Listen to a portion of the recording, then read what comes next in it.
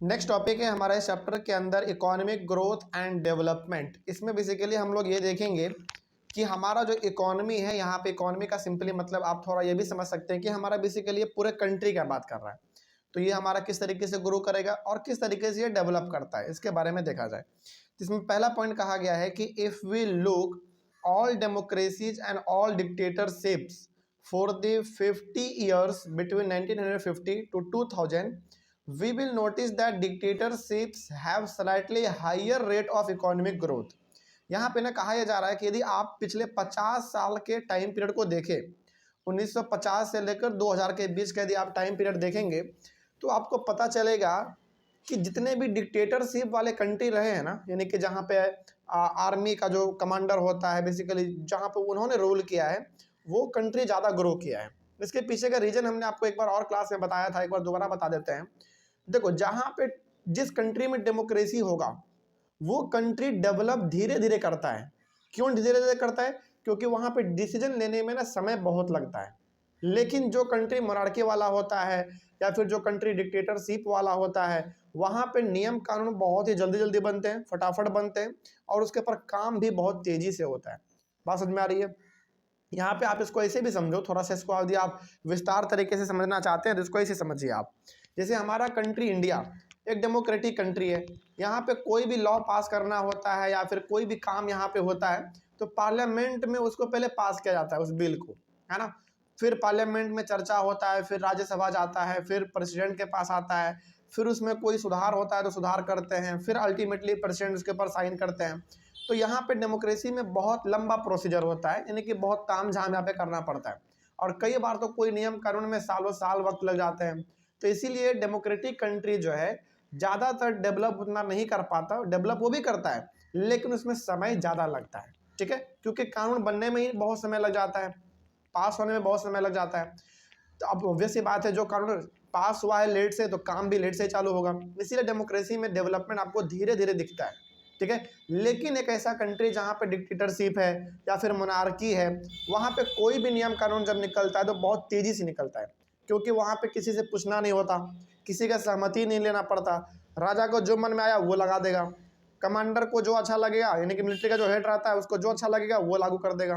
तो basically monarchy में, dictatorship में कानून बहुत तेज़ी से बनते हैं और काम भी बहुत तेज़ी से होता है। लेकिन इन दोनों का एक एडवांटेज है तो एक डिसएडवांटेज भी है। पहले आप डेमोक्रेसी के बारे में बात कर लीजिए। डेमोक्रेसी का सबसे बड़ा डिसएडवांटेज यहाँ पे यह है कि इसमें ना डिसीजन में डिले होता है। ये बता रहा है कि डेमोक्रेसी का डिसएडवांटेज क्या है। डेमोक्रेसी का सबसे बड़ा डिसएडवांटेज ये है कि यहाँ पे डिसीजन लेने में डिले बहुत ज़्यादा होता है, लेकिन इसका सबसे बड़ा एडवांटेज ये है कि जो भी डिसीजन लिया जाता है भले ही समय ज़्यादा लगे लेकिन वो डिसीजन बेस्ट होता है, ठीक है, लोगों को उससे कोई समस्या नहीं होता। लेकिन अब यदि बात करें मोनार्की या फिर डिक्टेटरशिप का, तो वहाँ पे क्या होता है, उसका सबसे बड़ा एडवांटेज ये है कि डिसीजन में बहुत मतलब डिसीजन बहुत फास्ट लिया जाता है, एडवांटेज उसका ये है। लेकिन डिसएडवांटेज ये है कि जो डिसीजन लिया गया है बहुत ही फास्ट तरीके से, वो हमेशा एक्यूरेट नहीं होता, लोगों को उसका भुगतना पड़ता है, मतलब उसका सज़ा भुगतना पड़ता है लोगों को, ठीक है। तो यही बात यहाँ पे कहा गया था। तो इस वाले पॉइंट में जो कहा गया है वो बेसिकली ये कहा गया है कि यदि आप पिछले 50 साल का डाटा उठा के देखेंगे तो आपको पता चलेगा कि जिस कंट्री में डिक्टेटरशिप या फिर मोनार्की वाला सिस्टम रहा है वो ज़्यादा डेवलप किया है, यानी कि उसका जो इकोनॉमी है वो ज़्यादा ग्रो किया है एज कम्पेयर टू डेमोक्रेसी, ठीक है। आगे, a country's economic development depends on the following factors which are as follows. अब देखो, किसी भी कंट्री का जो डेवलपमेंट है, किसी भी कंट्री का जो डेवलपमेंट है वो 3-4 चीज़ों पे डिपेंड करता है, यानी कि ये 3-4 चीज़ यदि किसी कंट्री का अच्छा रहा तो ऑब्वियस सी बात है वो कंट्री ज़्यादा डेवलप कर जाता है, ग्रो कर जाता है। पहला है आपका कंट्रीज पॉपुलेशन साइज, दूसरा है कंट्रीज ग्लोबल सिचुएशन, तीसरा है countries cooperation with other countries और चौथा है countries economic priorities adopted by the country. अब इन चारों के बारे में थोड़ा सा डीपली डिस्कस हम लोग कर लेते हैं। जैसे किसी कंट्री का पॉपुलेशन जो होता है ना, वो सबसे बड़ा फैक्टर होता है उसको डेवलप करने में, उस कंट्री को डेवलप करने में। चले यहाँ पे ना एग्जांपल थोड़ा सा आपको हम देकर समझाएंगे, चूँकि सिविक्स है तो बाहर का भी एग्जांपल हम आपको देना चाहेंगे, बहुत इंपॉर्टेंट है। सबसे पहले आप अपना नज़रिया बताइए कि क्या किसी भी कंट्री के लिए पॉपुलेशन उसका एक एडवांटेज है या डिसएडवांटेज है। मतलब मान एडवांटेज, अच्छा चलो आप बोल रहे हैं एडवांटेज, लेकिन कैसे, आपका कहना सही है लेकिन कैसे, ज़रा ये बताओ। हम, मेरा सवाल क्या था एक बार फिर से समझिए। मेरा सवाल ये है कि किसी कंट्री का पॉपुलेशन यदि ज़्यादा है तो उस कंट्री के लिए वो अच्छा है या खराब है, यही मेरा सवाल है। तो अब इसका जवाब आपने बोला कि कंट्री का यदि पॉपुलेशन ज़्यादा है तो कंट्री के लिए अच्छा है। चलो ठीक है, आपका कहना सही है और हकीकत में यही होता है। इसका रीज़न ज़रा बताओ, ऐसा क्यों? ज़्यादा लोग होंगे तो ज़्यादा फायदा होगा, आपका कहना सही है। लेकिन सिविक्स में इसको किस तरीके से कहा जाता है, इसको आप ऐसे समझो। देखो, कई बार हम लोग क्या बोल देते हैं कि इंडिया का पॉपुलेशन इतना ज़्यादा है इसीलिए इंडिया आज पीछे है। कई बार हम लोग आम भाषा में बोल देते हैं ना कि इंडिया आज तरक्की इसलिए नहीं कर पा रहा क्योंकि यहाँ पे पॉपुलेशन बहुत ज़्यादा है, गवर्नमेंट को कोई भी काम करने में आसानी नहीं होता, सुविधा नहीं होता, इसलिए मतलब कहने का मतलब हम लोग जनरली ब्लेम कर देते हैं पॉपुलेशन को कि इंडिया का पॉपुलेशन ज़्यादा होने की वजह से आज इंडिया ग्रो नहीं कर पा रहा है। लेकिन फिर आज चाइना इतना ग्रो क्यों कर रहा है?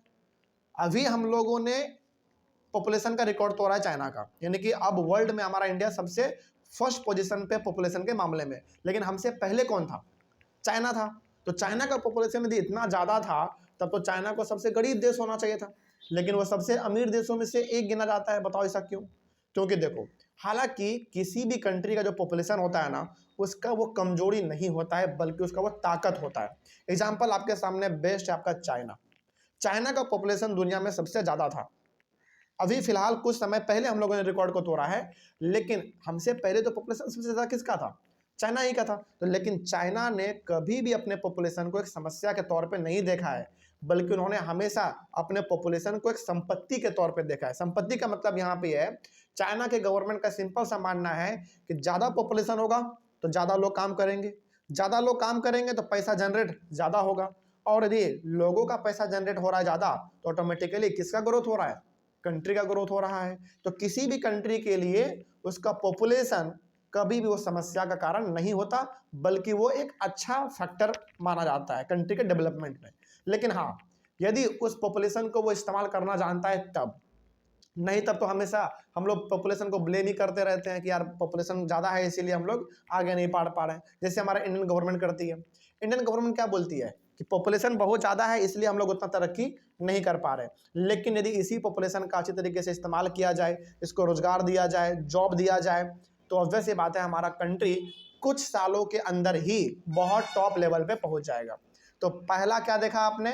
पहला आपने ये देखा कि किसी भी कंट्री का जो ग्रोथ है वो उसके पॉपुलेशन पे डिपेंड करता है। ठीक है। दूसरा है countries global situation. Global situation का मतलब यहाँ पे ये है कि आपके कंट्री का रिश्ता नाता पूरी दुनिया में कैसा है। क्या आपके कंट्री का इमेज पूरी दुनिया में खराब है या अच्छा है? जैसे इंडिया का एग्जांपल आपको दे तो इंडिया का इमेज पूरी दुनिया में बेस्ट है, बहुत अच्छा है। इसीलिए अभी आप देखते होंगे न्यूज़पेपर यदि आप देखते हैं या फिर टीवी देखते हैं तो अक्सर आप देखते होंगे कि हमारे कंट्री का जो अभी फिलहाल प्राइम मिनिस्टर हैं श्री नरेंद्र मोदी जी, ये लगभग हर कंट्री ट्रैवल करते रहते हैं समय समय पर। क्यों करते हैं? ताकि इंडिया का रिलेशन बाकी कंट्री से बहुत अच्छा हो सके। तो कंट्री का यदि रिलेशन दूसरे कंट्री से अच्छा होगा तो ऑब्वियस ये बात है हम दोनों में लेन देन बहुत अच्छा होगा। जैसे एग्जांपल आपको देते हैं, हमारे इंडिया का आज कनेक्शन यानी कि हमारे इंडिया का संबंध अमेरिका से बहुत अच्छा है, मतलब बेस्ट रिलेशन है। इसका बेनिफिट किसको मिलेगा बताओ? इंडिया को भी मिलेगा और इंडिया से अमेरिका को भी मिलेगा। तो जब दो कंट्री का या फिर दो से ज़्यादा कंट्री का आपस में सिचुएशन अच्छा रहता है ना, दोनों को फायदा होता है। ठीक है, इस पर भी डिपेंड करता है। जैसे मान लीजिए, सपोज कीजिए कि हमारे कंट्री का ऐसे बहुत सारे सामान हैं जो अमेरिका में जाके बिकते हैं। यदि अमेरिका वाला बैन कर दे तो क्या हमारा कंट्री ग्रो कर पाएगा? सामान बिक ही नहीं पाएगा तो हमारे यहाँ पे पैसा नहीं आएगा, और पैसा नहीं आएगा तो इंडिया ऑटोमेटिक बहुत नीचे बैठ जाएगा। फिर इसीलिए कहा गया है कि दो कंट्री का जो सिचुएशन है, ग्लोबल सिचुएशन, वो बहुत मायने रखता है। यानी कि दो कंट्री के बीच में जो संबंध है वो बहुत ही अच्छा होना चाहिए। जैसे पूरी दुनिया में पाकिस्तान का इमेज बहुत ही खराब हो चुका है, इसीलिए आज पाकिस्तान देखो कितना नीचे है। वहाँ पे अभी आप न्यूज़ यदि उठा के देखोगे आपको पता चलेगा कि वहाँ आटा 100 रुपये 150 रुपये केजी मिल रहा है।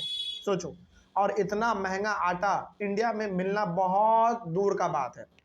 इतना मतलब इंडिया का ना सबसे खराब स्थिति जब आ जाएगा तब इस प्रकार का यहाँ पे माहौल बनेगा। लेकिन पाकिस्तान में तो अभी ही ऐसा माहौल है, सोचो।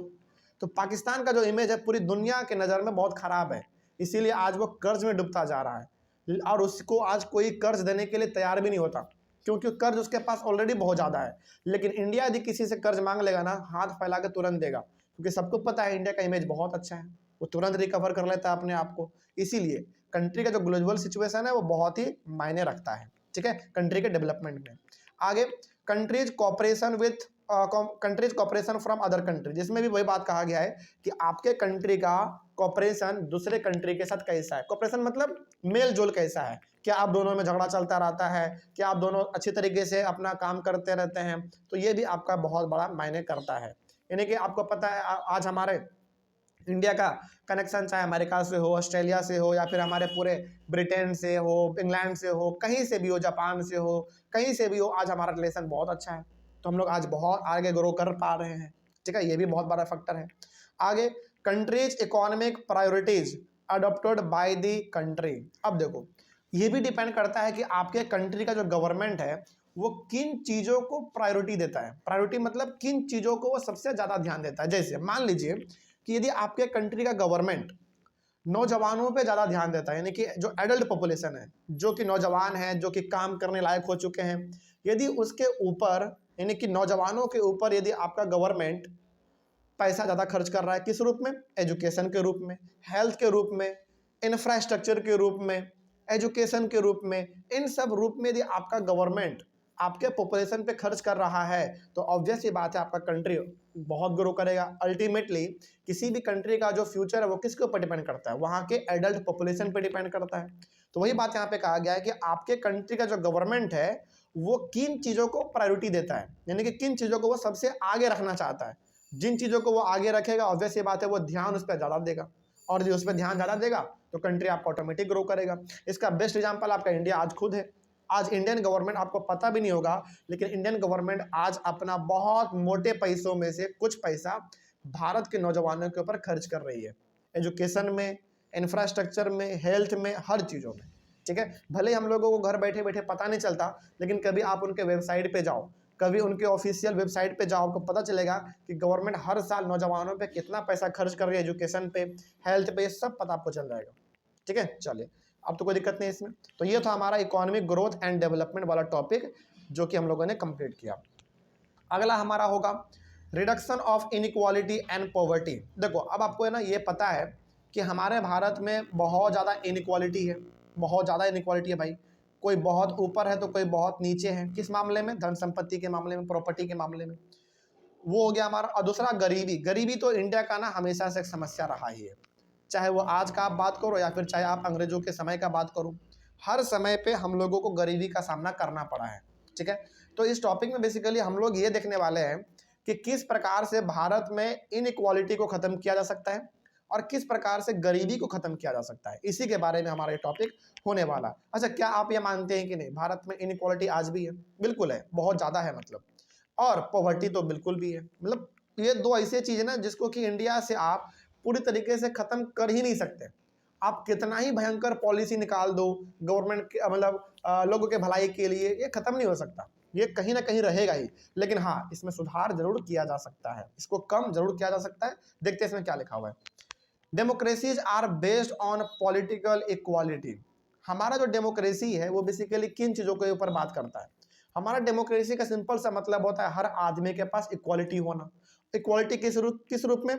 Equality of freedom, equality of justice, equality of speech, equality of religion. ये सब क्या है? बेसिकली हर चीज में आपको बराबर का अधिकार मिले। तो ये कौन बात करता है? डेमोक्रेसी ही तो बात करता है। क्या आप मोनार्की में या फिर क्या आप डिक्टेटरशिप में इक्वालिटी मांग सकते हैं? क्या नहीं मांग सकते। आपको गोली से उड़ा दिया जाएगा, बोलेगा कि तुम बोलने वाले कौन होते हो, जब सब शांत है तो तुमको भी शांत रहना पड़ेगा। लेकिन डेमोक्रेसी आपको यह अधिकार देता है कि आप चाहो तो अपने आवाज को उठा सकते हो, और सबसे बड़ी बात डेमोक्रेसी में आप अपने टॉप लीडर से भी सवाल पूछ सकते हैं, वो भी आंख में आंख डाल के। बिल्कुल। तो ये आपको कौन अधिकार दे रहा है? आपको डेमोक्रेसी दे रहा है। तो डेमोक्रेसी बेसिकली आपका पॉलिटिकल इक्वालिटी पे बेस्ड है, ये आपको आज़ादी देता है हर फील्ड में इक्वालिटी का, ठीक है। आगे, all individual has equal right in electing representative. Representative का मतलब है हम लोग अपने जब लीडर को चुनते हैं, वोट देते हैं, तो क्या बताइए, अब जब आप वोट देने के लिए जाते हैं तो क्या वहां पे आपको ऐसा कहा जाता है कि आप वोट नहीं देना या फिर आप केवल वोट दे सकते हो? ऐसा कहा जाता है क्या कभी? नहीं। तो कहने का मतलब यहाँ पे कि हर इंसान के पास अपने रिप्रेजेंटेटिव को चुनने का अधिकार होता है, वो कोई मना नहीं कर सकता, ये अधिकार आपसे कोई छीन भी नहीं सकता, ठीक है। आगे, democracy is not very successful in reducing economic inequalities and poverty. देखो ये एनसीईआरटी साफ साफ कह रहा है कि भले ही आपके इंडिया में डेमोक्रेसी है, लेकिन ये पूरी तरीके से आज भी कामयाब नहीं हो पाई है इंडिया के अंदर इनइक्वालिटी को खत्म करने में और गरीबी को खत्म करने में। लेकिन हाँ, इसमें सुधार जरूर आया है, ये भी आपको मानना पड़ेगा। ठीक है, चलिए अब यहाँ पे कुछ पॉइंट लिखे हुए हैं इनइक्वालिटी के बारे में और गरीबी के बारे में, तो उसको थोड़ा सा हम लोग डिस्कस कर लेते हैं। पहला पॉइंट इसमें कहा गया है, ABCD करके हम लोग बात करेंगे। पहला इसमें है a small number of ultra rich citizen of the country enjoy a huge share of wealth and income. अच्छा, यहाँ पे ना एक वर्ड इस्तेमाल हुआ अल्ट्रा। जैसे हम लोग फोन में देखते हैं ना, कोई पहले उसका फोन नॉर्मल वर्जन आता है, लॉन्च होता है, फिर अल्ट्रा होता है, फिर अल्ट्रा मैक्स होता है, फिर अल्ट्रा प्रो मैक्स होता है। इस प्रकार का आपने मोबाइल में मतलब नाम उनका आपने सुना होगा। तो बेसिकली वही यहाँ पे कहा जा रहा है कि इंडिया में कुछ ऐसे अमीर लोग हैं, अल्ट्रा वर्ड लग गया आगे, मतलब बहुत अमीर ऐसे लोग हैं जिनके पास इंडिया का आधा संपत्ति उन्हीं के पास है। जैसे एग्जांपल के तौर पे आप ऐसे देखो, इंडिया का पॉपुलेशन आज लगभग 140 करोड़ है, 140 करोड़ आसपास है। आप क्या करो, इंडिया के कुछ बड़े बड़े बिजनेसमैन के सारे पैसे को एक जगह पर रख दो, जैसे मुकेश अंबानी, रतन टाटा, महिंद्रा, बिरला, इन्फोसिस, विप्रो, ये सब कुछ ऐसे बिजनेसमैन है हमारे भारत के, मतलब कि ऐसे ऐसे कंपनी है भारत के जिनके पास इंडिया का आधा से ज्यादा पैसा केवल इन्हीं 4-5 परिवार के पास है। तो यहाँ पे हम कहना ये चाह रहे हैं कि इंडिया के अंदर इन 4-5 परिवार के सारे इनकम को आप एक जगह पर रखो और बाकी जितने पॉपुलेशन बच गए इंडिया के, उन सारे लोगों का पैसा एक जगह पर रखो। दोनों का बराबरी एकदम, मतलब दोनों का ना कंपैरिजन आपको बराबर दिखेगा। तो यहाँ पे सिंपली आपको ये कहा जा रहा है कि इंडिया के अंदर ज्यादा जो संपत्ति है वो कुछ हाथ में ही है, और वो कौन है आपका, इंडिया के सबसे बड़े बड़े अमीर लोग हैं बस। ठीक है, वही बात इसमें कहा गया था। Their share in the total income of the country has been increasing. और कंट्री का जो टोटल इनकम है बेसिकली वो हर इंसान का इनकम ही कहलाता है टोटल इनकम। जैसे यदि कोई कहे कि इंडिया का टोटल इनकम कितना है, तो क्या क्या क्या, क्या इसमें कर सकते हैं हम लोग, सिंपली सारे लोगों के इनकम को यदि जोड़ देते हैं तो वही इंडिया का इनकम कहलाता है। तो इनका जो इनकम है बेसिकली कुछ अमीर लोगों का ही, ये धीरे धीरे लगातार बढ़ता ही जा रहा है। ठीक है, आगे, those citizens who are at the bottom of the society cannot enjoy a huge share of wealth and income। लेकिन हमारे समाज में कुछ ऐसे भी लोग होते हैं जो कि बहुत गरीब होते हैं, जिनको 2 वक्त का रोटी भी नहीं मिलता, तो वो धीरे धीरे गरीब से गरीब ही होते जा रहे हैं और अमीर अमीर ही होते जा रहे हैं। ठीक है, आगे, their share in the total income of the country has been declining. जो गरीब लोग हैं उनका जो कंट्रीब्यूशन है कंट्री के इनकम को बढ़ाने में वो उतना ज़्यादा नहीं है, क्योंकि उनका इनकम खुद उतना ज़्यादा नहीं होता। वो 2 वक्त की रोटी आराम से खा ले, वही उनके लिए काफ़ी होता है। तो इनका जो इनकम है बेसिकली बहुत कम होता है, जिसके वजह से कंट्री के डेवलपमेंट में उतना कुछ पार्टिसिपेट नहीं कर पाते हैं। Sometimes they find it difficult to meet their basic needs of life such as food, clothing, housing, education and health. कई बार तो ये इतने गरीब होते हैं कुछ कुछ लोग कि ये अपने जीवन के कुछ बेसिक नीड्स को भी पूरा नहीं कर पाते। जैसे बेसिक नीड का मतलब होता है कि जो आपको आम जीवन में डेली चाहिए, जैसे खाना हो गया, कपड़ा हो गया, रहने के लिए घर हो गया, पढ़ने के लिए, एजुकेशन के लिए आपका कॉपी किताब हो गया, उसी प्रकार से यदि आप बीमार पड़ जाते हैं तो आपका हेल्थ हो गया। ये कुछ ऐसे बेसिक नीड हैं जो ये गरीब लोग नहीं पूरा पा रहे हैं। अच्छा, यहाँ पे ना चलो हम आपको एक आपसे ना बहुत ही लॉजिकल क्वेश्चन हम पूछते हैं। ठीक है, इंडिया में कुछ लोग हैं जो कि बहुत अमीर हैं, कुछ लोग हैं जो कि बहुत ही गरीब हैं। तो क्या जो इसमें बहुत अमीर है, क्या उनका कुछ दोष है, क्या उनका कुछ गलती है क्या? बिल्कुल भी नहीं, क्योंकि देखो वो अपने मेहनत पे बने हैं ना, वो अपने मेहनत पे बने हैं। उनमें उन्होंने ऐसा कभी तो नहीं किया कि आपके घर से पैसा लूट के चला गया वो, आप उसके सामानों को खरीदते हैं, इस्तेमाल करते हैं, जिसके वजह से वो और अमीर बनते जा रहे हैं। तो बेसिकली यहाँ पे कहा यह जा रहा है कि कोई भी यदि अमीर है या फिर कोई गरीब है तो किसी के वजह से नहीं, वो अपने मेहनत या फिर अपने काबिलियत के वजह से। लेकिन क्या यहाँ पे फिर गवर्नमेंट का रोल क्या है, फिर बताओ। गवर्नमेंट का रोल ये नहीं है कि अमीर लोगों से पैसा छीने और गरीब को बांट दे, बल्कि गवर्नमेंट का रोल यहाँ पे ये होना चाहिए कि जो गरीब लोग हैं उनको बेसिकली आगे बढ़ाया जाए। कहने का मतलब हो गया उसको पढ़ाया जाए, उनका स्वास्थ्य ठीक किया जाए। यदि ऐसा कुछ किया जाएगा ना तो कहीं ना कहीं वो भी एक समय पर उस लेवल पे पहुंच जाएगा जिस लेवल पे हमारे भारत के आज कुछ बड़े लोग हैं। ठीक है, लेकिन खैर आगे बढ़ते हैं फिर। The poor constitute a large proportion of our voters and no party will like to lose their votes। अच्छा, यहाँ पे ना थोड़ा सा आपको चुनाव से जोड़ के इस पॉइंट को बताते हैं। हमारे इंडिया में आपको मानना पड़ेगा कि 99.9% गरीब लोग हैं। हालांकि ये जो इसमें थोड़ा बहुत हमने नहीं बोला, 100% नहीं बोला, इसमें ना अमीर लोग बहुत कम है, आपको मानना पड़ेगा। मतलब अमीर का मतलब हम अल्ट्रा रिच का बात कर रहे हैं, अमीर तो बहुत लोग हैं, है ना, लेकिन अल्ट्रा रिच का बात कर रहे हैं तो 99 तो आपको मानना ही पड़ेगा कि लोग गरीब हैं। ठीक है, क्योंकि इंडिया का पॉपुलेशन 140 करोड़ है तो हर कोई तो भाई अमीर है नहीं, हर कोई तो अंबानी है नहीं, तो बहुत लोग इसमें गरीब है। लेकिन बताओ जब चुनाव होता है तो ज्यादातर जो ध्यान जाता है नेताजी का वो किस पे जाता है? गरीबों पे ही जाता है। अब जरा सोचो, वो गरीबों के वोट से ही नेताजी बन रहे हैं। पूरा उनको जो सुख सुविधा मिलता है, रहने के लिए बंगला टाइप का जो घर मिलता है वो गरीबों के वोट से मिलता है। लेकिन क्या वो गरीबों के लिए कुछ करते हैं? फिर एक बार चुनाव के वक्त केवल अपने मोहल्ले में आ जाएंगे, उसके बाद फिर कहाँ जाते हैं पता भी नहीं चलते, और फिर 5 साल के बाद एक बार फिर दिखाई दे देते हैं, है ना। यही एक तरीके से ये हो गया, मतलब आना, चेहरा दिखाना और फिर 5 साल के लिए गायब हो जाना। तो यहाँ पे बेसिकली लोगों का भी गलती नहीं है। अब भाई वोट दे तो दे किसको वो, क्योंकि हर किसी को देगा, मतलब किसी न किसी को तो देना ही है, और हर कोई लगभग ऐसा ही कर रहा है। तो कहने का मतलब यहाँ पे आपको ये कहा जा रहा है कि गरीबों का जो वोट संख्या है वो बहुत ज़्यादा है, लेकिन इन्हीं के ऊपर कोई ध्यान नहीं देता। तो इनके ऊपर ध्यान देना चाहिए गवर्नमेंट को, खास करके आगे। But no party focus on the question of poverty. लेकिन कोई भी पार्टी और कोई भी पार्टी का कोई भी लीडर गरीबी के ऊपर बात नहीं करता, कभी एजुकेशन के ऊपर बात नहीं करता कभी। अच्छा, कभी भी आपने ऐसा देखा है लास्ट बार, अब आप ये बताओ कि लास्ट बार आपने कब देखा था कि टीवी पर एजुकेशन के ऊपर डिबेट हो रहा है, हेल्थ के ऊपर डिबेट हो रहा है, एम्प्लॉयमेंट के ऊपर डिबेट हो रहा है? क्या आपने ऐसा देखा आज तक? बिल्कुल भी नहीं। मतलब हम तो देखे हैं, लेकिन देखे हुए जमाना हो गया, बहुत लंबा समय हो गया। तो कहने का मतलब ये है कि गवर्नमेंट और खास करके मीडिया के लोग भी इन सब मुद्दों पर कभी भी डिबेट करवाता ही नहीं है, क्योंकि डिबेट करवाने का सिंपल सा मतलब है, सवाल किस पे खड़ा हो जाएगा बताओ? गवर्नमेंट पे, और गवर्नमेंट कभी ये सब नहीं करने देगी। तो यही सब चीज़ इसमें हमारे कुछ ऐसे कारण हैं जिसके वजह से इंडिया आज बहुत पीछे है। मतलब बहुत पीछे तो नहीं कह सकते हैं, लेकिन हम लोग कुछ कंट्री के मामले में तो बहुत पीछे हैं। ठीक है, आगे बढ़ते, छोटे छोटे चीज़ों की वजह से हम लोग पीछे रह रहे हैं। आगे इन बांग्लादेश का यहाँ पे डाटा दिया गया है आपके, मतलब आप अपने इंडिया को कंपेयर कर सको दूसरे कंट्री से, थोड़ा सा यहाँ पे डाटा दिया गया है, हालांकि हम लोग फिर भी ठीक स्थिति में है। In Bangladesh more than half of its population lives in poverty. सोचो, इंडिया में ये चीज नहीं है। इंडिया में देखो, गरीबी का मतलब क्या होता है? गरीबी का मतलब हो गया कि जो आदमी अपने बेसिक नीड को भी पूरा नहीं कर पा रहा है। लेकिन इंडिया में हम लोग थोड़ा सा उससे ऊपर ही हैं, हम लोग अपने बेसिक नीड को पूरा कर ले रहे हैं।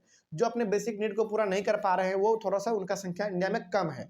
लेकिन यदि बात करें बांग्लादेश का, तो बांग्लादेश में आज भी आधा से ज्यादा पॉपुलेशन उसका गरीबी में जी रहा है। सोचो, तो कहने का मतलब यदि बांग्लादेश के कंपैरिजन में अपने इंडिया को कंपेयर किया जाए, हम लोग तो फिर भी ठीक स्थिति में है ना। चलो खैर कोई बात नहीं, आगे बढ़ते हैं। People in several poor countries are now dependent on the rich countries for food supplies. कुछ ऐसे भी कंट्री हमारे वर्ल्ड में आज हैं जो कि पूरी तरीके से आज दूसरे कंट्री पर डिपेंड करता है अपने भोजन के लिए। यदि उसको दूसरा कंट्री भोजन ना पहुंचाए ना तो गरीबी से मर जाए। और आपको जानकर बड़ी हैरानी होगी कि इंडिया शुरू से एक एग्रीकल्चरल लैंड रहा है, जिसको हम लोग कहते हैं कृषि प्रधान देश, है ना। तो इंडिया अपने यहाँ पे अनाज बहुत बड़े लेवल पे उपजाता भी है, और हम लोग अपना नीड पूरा करके जो बचता है दूसरे कंट्री को सप्लाई भी कर देते हैं, और इससे हम लोगों को थोड़ा सा फायदा मिलता है, यानी कि हम लोग को प्रॉफिट होता है। So we can say that democracy do not appear to be very successful in reducing economic inequalities and poverty. तो लास्ट में हम लोग इतने सारे पॉइंट को पढ़ने के बाद ये जरूर कह सकते हैं कि डेमोक्रेसी आज तक इनइक्वालिटी और पॉवर्टी को खत्म करने में क्या कामयाब साबित हो पाया है? नहीं हो पाया है। हाँ, उसमें सुधार जरूर आया है, लेकिन पूरी तरीके से डेमोक्रेसी आज भी इनइक्वालिटी और गरीबी को खत्म नहीं कर पाया है। चाहे वो किसी भी कंट्री का बात कर लो, चाहे बांग्लादेश का बात करो, चाहे इंडिया का बात करो, चाहे पाकिस्तान का बात करो, चाहे अमेरिका का बात करो, कहीं का भी आप बात करो, जहाँ पे भी डेमोक्रेसी है वो कंट्री पूरी तरीके से इनइक्वालिटी और पॉवर्टी को खत्म करने में कामयाब नहीं हो पाया है, लेकिन आपको यहाँ पे ये भी मानना पड़ेगा कि उसमें सुधार जरूर हुआ है। ठीक है, चलिए इस तरीके से हमारा ये टॉपिक भी कंप्लीट होता है। नेक्स्ट टॉपिक हम लोग डिस्कस करेंगे अपने अगले वाले क्लास में, जो कि होगा एकोमोडेशन ऑफ सोशल डाइवर्सिटी। तब तक के लिए थैंक यू वेरी मच।